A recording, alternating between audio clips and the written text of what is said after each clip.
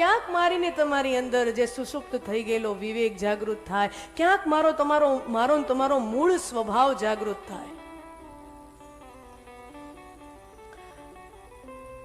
સરસ મજાના નોરતા માતાજીના આપણે ઉજવ્યા. પછી દિવાળીના દીવડાએ પ્રગટાવ્યા. નવા વર્ષના બધાયને રામ રામે કર્યા.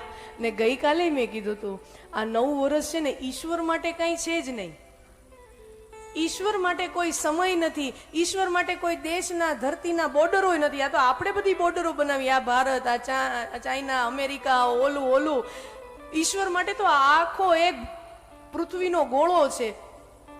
અને એક હિમાલયની પ્લેટ એક ખસકી જાય ને તો એની અસર 5-6 દેશ સુધી આજુબાજુમાં થાય. ઈશ્વર માટે કોઈ બોર્ડરો જ નથી. वो तो हमारी बनाई हुई है, समय हमारा बनाया हुआ है. પણ ભગવાન સમયનું રૂપ લઈને મને ને તમને ચીંટીઓ ભરવા આવે છે કે આ નવું વર્ષ આવ્યું છે. નવું વર્ષ આવ્યું છે.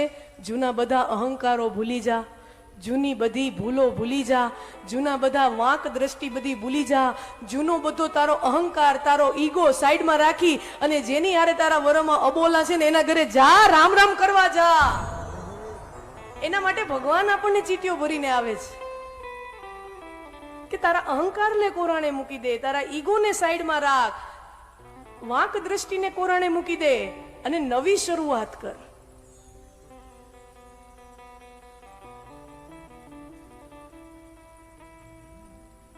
તો દિવાળીના દીવડાઓ પ્રગટાવ્યા, નોરતા ઉજવ્યા, દિવાળીના દીવડા પ્રગટાવ્યા.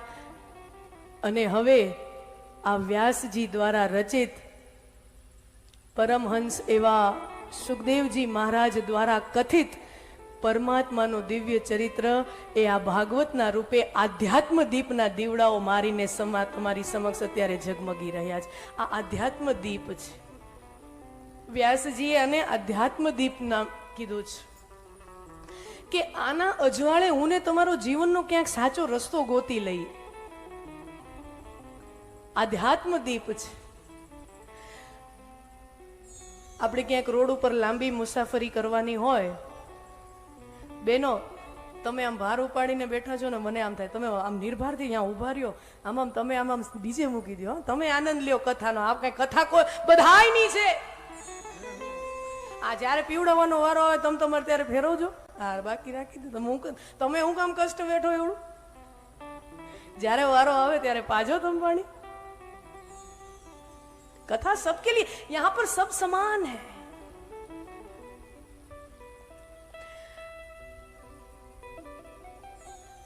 ભાગવતજીને આધ્યાત્મ દીપ કીધો છે.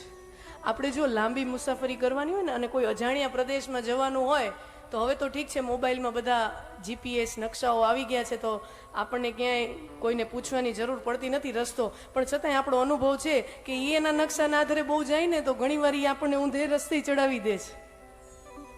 દરેક વખતે એ સાચો રસ્તો બતાવે એવું જરૂરી નથી. એટલે પછી આપણે શું કરવું પડે, ગાડી કોઈક ચા વાળાની દુકાન હોય, કોઈ નાસ્તાવાળાની દુકાન હોય, એને ત્યાં આપણે ઊભી રાખીએ, કાચ ઉતારીને કે મારે ફલાણે જગ્યાએ જવું છે, રસ્તો બતાવો ને બતાવે એટલે તમે પહોંચી જાઓ.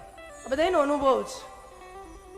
મારા વાલા, જો કોઈક અજાણીએ ગામ, અજાણીએ શહેર, અજાણી શેરીમાં આપણે ક્યાંક પહોંચવું હોય તો આપણે 1-2 જણાને પૂછવું પડે, એનું માર્ગદર્શન લેવું પડે તો આપણે ક્યાંક સાચા ઠેકાણે પહોંચી જઈએ. તો આ જીવનરૂપી જે યાત્રા છે એ તો સાવ અજાણી છે.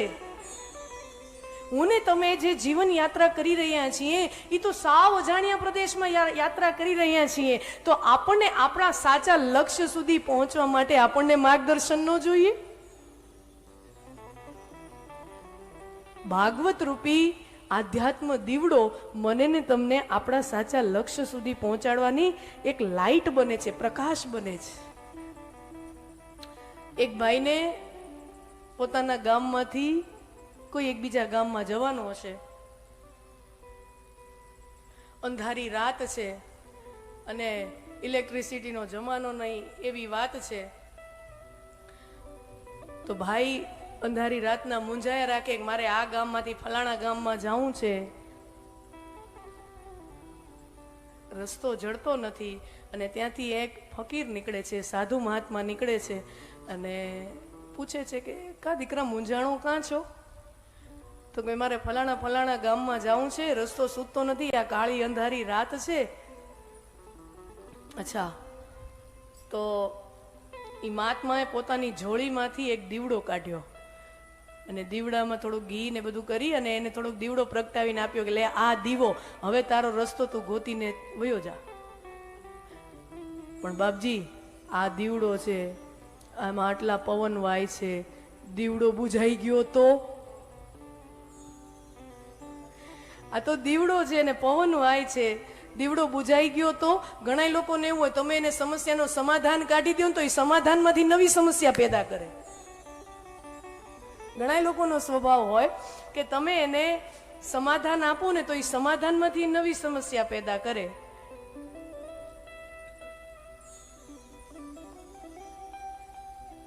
કે બુઝાઈ ગયો તો પછી મહાત્માએ જોડીમાંથી ફાનસ કાઢી અને દીવા ઉપર કાચનું આવી રીતે આમ ગોઠવી દીધું. લે દીકરા, હવે નહીં જાય, હવે આ દીવડો નહીં બુઝાય, તમારે તારી યાત્રા શરૂ કર.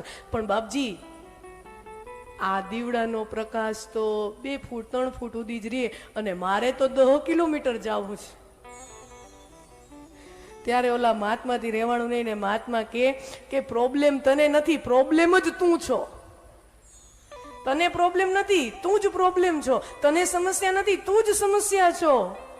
ભાઈ, આ દીવડાનો પ્રકાશ 2 ફૂટ 3 ફૂટ સુધી રહે તો કાંઈ વાંધો નહીં, 2-3 ફૂટ તો દેખાય છે ને. તમ તારે બીજું પગલું માંડ તો દીવડાનો પ્રકાશ તારી માહે માહે આગળ હાલશે ને. તારી હારે હારે તું જે આગળ વધીશ તો તારો દીવડાનો પ્રકાશ તારી હારે હારે આગળ આવશે. વળી તને આગળનું કંઈક 2 ફૂટ દેખાશે, વળી 2 ફૂટ, તારી યાત્રા થઈ જશે.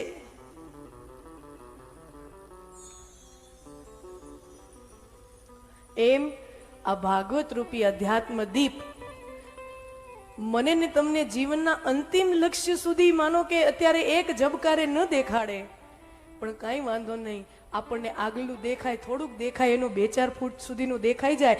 એમ હાલતા જઈ આધ્યાત્મ પથમાં હાલતા જઈને આ દીવડો ભાગવત રૂપી આધ્યાત્મ દીપ આપણા હાથમાં હોય અને એમ થોડું આગળ વધતા જાય આ આધ્યાત્મ દીપ મને ને તમને શ્રી કૃષ્ણને પરમ પ્રાપ્તિ કરાવી દે છે.